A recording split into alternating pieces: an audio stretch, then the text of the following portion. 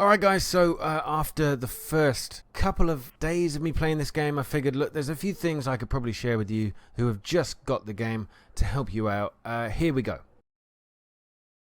When you want to sprint, obviously hold down your shift key. However, please bear in mind, it's severely, if I run for a little while, you'll see at the middle of the screen down below, my oxygen supply is dropping. It wears you out. You will breathe in more oxygen, therefore draining your supply very, very quickly. As soon as you stop sprinting, it begins to rise back again. Your suit is constantly generating oxygen. But also, I'll show you perhaps in third person, it's a little easier. But when you're running around, if you press the spacebar for your boosters, you get a nice resting jump. Basically, you'll be able to travel across the ground pretty quickly simply by using your rocket boots. So you can kind of employ a combination of these things, sprinting and then boosting. When you're done boosting, sprint for a little bit and then boost again. It's really that simple, and it will get you across the ground, across this terrain pretty damn quick. There are certain situations basically where you may not have a gun. I don't want to spoil too much about that, but there is one thing you will always be given on death, whatever. You will always respawn with one. It's your trusty Chisel. As you can see, I'm wielding here like I just want somebody to come at me. Oh yeah. Okay, so do not neglect your Chisel. It is a very, very useful melee weapon, as I'm about to hopefully demonstrate. That was almost a half, 50%, almost took half his health away from one smack in the chops. There you go, 2 hits with the Chisel. That is a very, very useful weapon. I couldn't recommend it highly enough. If you run out of bullets, it will still defend you. So please remember, it isn't just for mining. When you're in combat with a creature, they are pretty tough, and some of them will jump at you, some of them are pretty fast and scary, especially at night. Every single creature on the planet here will want to kill you, and they're very, very good at it. Do not forget about your booster boots. Your rocket boots are fantastically helpful in this situation. So this young crab monster here is going to attack me, but I can basically jump up into the air, fend him off with a couple of shots, let him charge back at me and jump in the air again. I'm not taking any damage by doing this, and it is working pretty well. Take a couple of shots, jump as he charges, and you do end up getting the edge on him, really. And there you go, job done. There is one way, almost when you get them down to half their health, you just need one kind of rough headshot and it sort of takes them out. But seriously, that jump and fire is very useful. Okay, the next thing I want to talk about is your companion. He spawns with you. His name's OMPA. Arm your multi-tool, and then you can go and give him a nickname. Press the letter G or just use your mouse wheel to scroll down. Then we can call him what we like. Yeah, what we like. You have to be holding the multi-tool to be able to access these options. You can open his inventory. You can give him items to carry. However, if he dies in-game, that's it. He's gone. I don't know of a way of reviving him or being able to repair him if he's damaged. You can see the green health bar that he has below his name. Yes, that gives you an indication of how damaged he is, but if he's destroyed, you've lost him for good. You can resurrect him by exiting the game, coming back into the game, starting all over again, launching, and he will arrive. If he's dead, he will come back to life just by simply restarting the game, which is very, very cool. You can get him to follow you. He will happily trail behind you around the map. He's not that fast. In fact, if you sprint away, you'll see him slowly catching up. You can get him to flank you on your left or your right. Now that can be quite useful. Imagine if you had 2 of these things. You'd have one behind, or 3 even, one to your right, one to your left, constantly flanking you and kind of protecting you from battle. I can't find another way of actually being able to talk to him after that, so just watch out for that one. Patrol and mine is another useful thing you can give him to do. So let's get him to patrol and mine this area right here. What should we do? If we can cover maybe 1 or more resources in one go. Well, let's give him these 2 blocks of iron to do. There we go. I've set my robot off to work there. He's going to go and mine that small area and return with some goods, hopefully. What he'll do is he should be able to drop it off in this depository when he's done.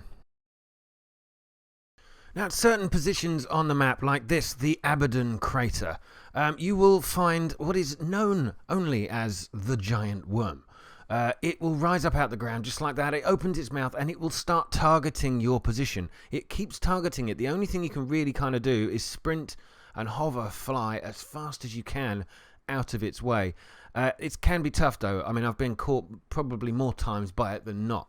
But if you do get caught by it, of course, it will just eat you and suck you under the ground. Your dead body is sort of left as a carcass on the surface to go find a bit later. But, well, that is the giant worm. So like I said, the best way to get away from it is just to sprint as fast as you can.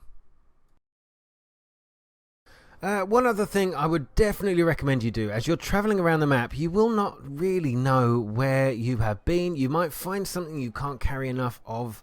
I would recommend that you do this. So these things, for example, are pretty damn cool, right? These are rubber trees. Not made of rubber, the trees. You can actually extract rubber from them. By the way, all you need to do is hit them with a chisel. Just hit them like that. That will give you some rubber. Anyway, look, that's not the reason. That's not the tip. That's a freebie. If you get out your map tool, if you find something that you think is worth coming back for, make a note of your coordinates. You've got longitude and latitude described on your map. You can see in the center of the map tool, if I zoom in on it, which is, by the way, the right-click mouse button, 9.7 latitude. And a negative 15.4 longitude. Just write them down. If you want to change your longitude, you run east to west. If you want to change your latitude, you run north to south. But remember the coordinates of things that you find. It is so worth doing. Trust me, please trust me, trust me. Look for a decent place to be. I will show you what I have so far found, I think, is the best place to start your camp. One, it's flat ground. It's reasonably flat anyway. But there are some absolutely superb reasons to camp here, and I will show you all of them. Okay, so we've got aluminium lying around. We've got loads of iron. We've got copper over here. There's a faint green glow over there. That is plutonium. Just over the hill up there, we've got titanium. Very close by. It's just actually ridiculous. There is so much stuff around this spot. I'm just so lucky to have found it. Over here, more aluminium. It's brutal. There is carbon in a crater just over there. It's just a superb spot to be. There is lead on the surface right here as well. It's just absolutely stunning. And my house is right there. I think this is probably the best spot to be. I'll share the coordinates with you right now. Write them down, and you're welcome. Thank me later with a big fat like on the video. Okay, another thing to watch out for. These red spiky things. Yeah. Suit breached. Yeah, very dangerous. Anyway, so you have to go into your suit. By the way, the patch tape will never run out. Okay. Early on in the game, really good idea, before you've even built the forge like this, is to build one of these, a depository. You will be able to put your stuff in it. It holds an awful lot, and it is fairly straightforward to build. It's just simply 20 iron and 20 aluminium, and if you come to the place I've come to, you can build a ton of these if you really want to. I would build a depository as soon as you can, because you're most likely going to have more items than you can carry. You get over encumbered really easily. That brings me kind of onto my next tip pretty nicely, is when you're starting out, make short little mining runs. I'm now at 288% capacity. I can't actually move. I cannot even move no, I just cannot move at all. I can't use my boosters. I can't do a damn thing. Right, let me get rid of a couple of these bits. That was about 288% capacity, was it? Right, so at 220, I can walk. I can just about walk. But that is it. I can't use my boosters on my shoes, nothing. Let's get rid of these bits. What have I got? 197. I can now Sprint, although it's pretty much a normal run, just slightly faster. I can use my booster boots. So over 200%, you can't use your boosters. You go over 250%, basically you cannot move. That is why I would recommend, this is the whole point of this tip, is I'd recommend you just do the collections in short bursts. You also won't be able to use your tools or your weapons when you're that over encumbered. Right, your spawn position. When you first start, you will land in an area, and that is your spawn position. You see at the top left of the screen, the spawn position tells you at 72 meters away. Well, that is because I have restarted the game from a different location. It's nothing to do with saving your progress. It is simply where you are standing when you exit the game.